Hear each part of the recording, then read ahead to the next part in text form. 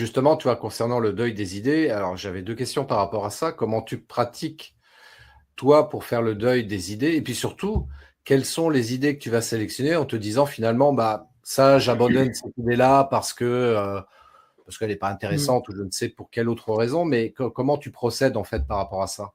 OK. C'est très simple. En fait, il y a 2 outils pour ça. Alors, premier outil, c'est, un outil de prise de décision et donc dans le livre, j'ai fait un schéma, d'ailleurs, c'est une fiche téléchargeable, pour les personnes qui achètent le livre, mais donc en gros, ça se résume comme ça. Donc tu vois, tu as ici, diverses questions qui vont te permettre, en fait, de faire le tri Mmh. entre, comment dire? Entre une idée qui va m'aider à avancer vers mon objectif et une idée qui risque soit de m'éloigner ou en tout cas qui ne fait pas sens aujourd'hui.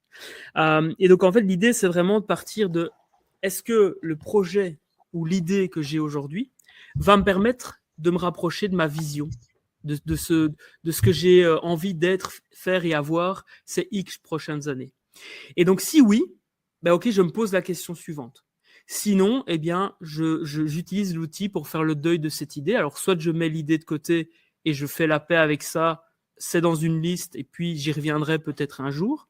Ou alors, je me dis, ok, non, ça m'éloigne vraiment trop de ce que j'ai envie d'être, faire et avoir. Je fais le deuil là-dessus. Et si de toute façon, à un moment donné, je suis amené à concrétiser cette idée, eh bien, l'univers me la ramènera face à moi par diverses voilà, moi je fais confiance à l'univers. Vous mettez le mot que vous voulez derrière univers. Ça peut être une croyance religieuse, ça peut être comment dire une croyance laïque, peu importe. Moi j'appelle ça l'univers. Vous mettez le mot que vous souhaitez derrière.